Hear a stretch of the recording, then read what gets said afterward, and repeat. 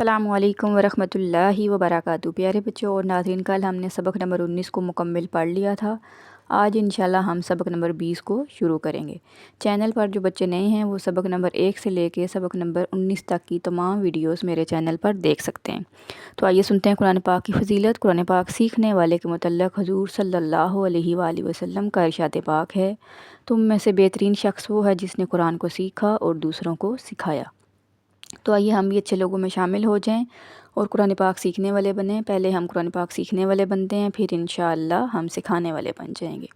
تو آئیے سنتے ہیں درود پاک کی فضیلت۔ فرمان مصطفیٰ صلی اللہ علیہ وآلہ وسلم ہے، جس نے کتاب میں مجھ پر درود پاک لکھا، جب تک اس کتاب میں میرا نام رہے گا فرشتے اس کے لیے استغفار یعنی بخشش کی دعا کرتے رہیں گے۔ سبحان اللہ، صلو علی الحبیب صلی اللہ تعالی علی محمد صلی اللہ علیہ وآلہ وسلم۔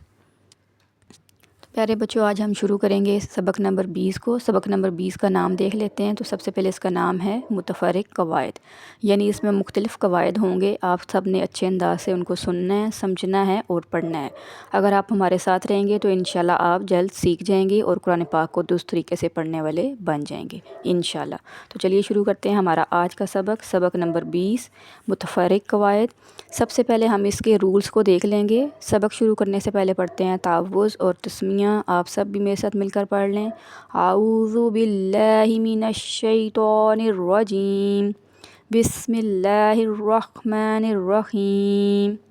سبق نمبر 20 متفرق قواعد، ٹھیک ہے۔ پہلا قاعدہ ہم پڑھنے لگے ہیں، اظہار مطلق۔ اب آپ نے غور سے اور توجہ سے اس سب کو سننا ہے، کیونکہ آپ نے جب تک قواعد یاد نہیں کریں گے آپ کے لیے مشکل ہوگی۔ تو چلیے شروع کرتے ہیں۔ اظہار مطلق، ان 4 کلمات میں نون ساکن کے بعد حروف یرملون ایک کلمے میں آنے کی وجہ سے ادغام نہیں بلکہ اظہار مطلق ہوگا، اس لیے ان 4 کلمات میں غنہ نہ کریں۔ آج ہم 4 کلمات پڑھیں گے، ان میں ہم نے غنہ نہیں کرنا ہے۔ یہ چیز آپ واضح طور پہ دیکھ لیں کہ نون ساکن کے بعد یا آ گیا اسی کلمے میں۔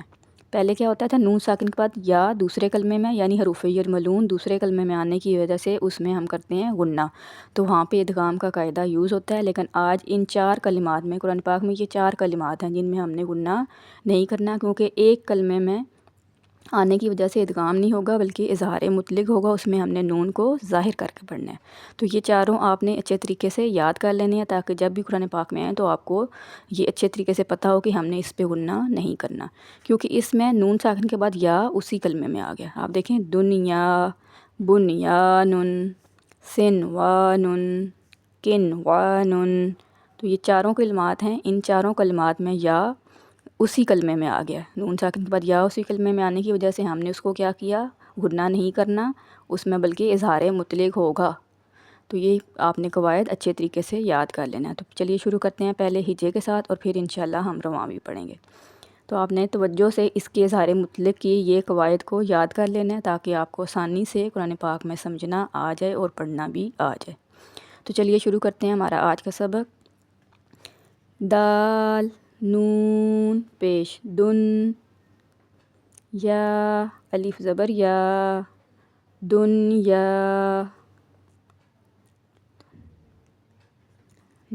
اب دیکھیں، اس میں نون ساکن کے بعد یا ایک ہی کلمے میں آ گیا تو ہم نے اس پہ غنہ نہیں کیا، ہم نے سمپل پڑھا دنیا۔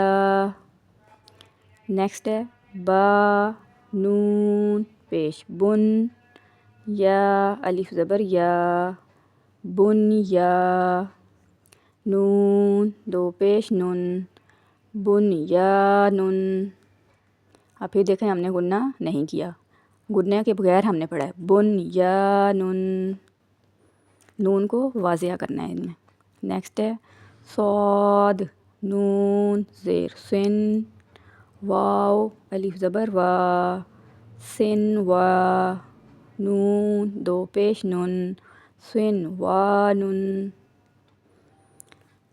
اب اس میں پھر وہی نون ساکن کے بعد واو آ گیا، حروف یرملون تھا لیکن اسی کلمے میں آ گیا تو ہم نے ادغام نہیں کیا بلکہ اظہار مطلق کیا اور اس میں غنہ نہیں کیا ہم نے۔ نیکسٹ ہے قاف، نون زیر کن، واو الف زبر وا، کنوا، نون 2 پیش نن، کنوانن۔ اب ان 4 کلمات میں آپ دیکھ لیں کہ ایک کلمے میں آ گیا ہے، نون ساکن کے بعد یا آ گیا، پھر نون ساکن کے بعد یا، پھر نون ساکن کے بعد وہ بھی حروف یرملون ہی ہے، نون ساکن کے بعد وہ حروف یرملون ہی ہے۔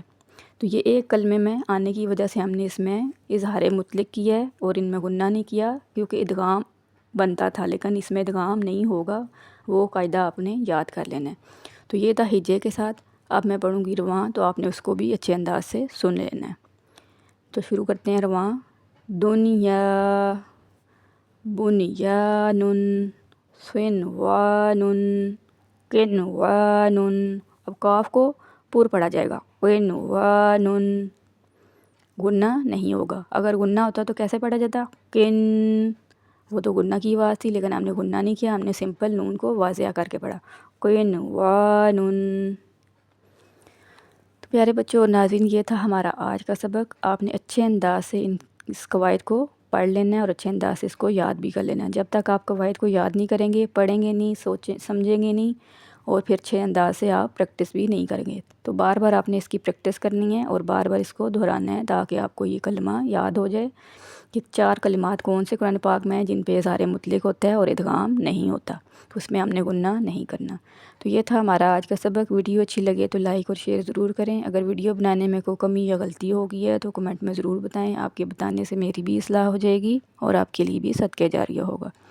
اپنی دعاؤں میں یاد رکھیں۔ السلام علیکم ورحمۃ اللہ وبرکاتہ۔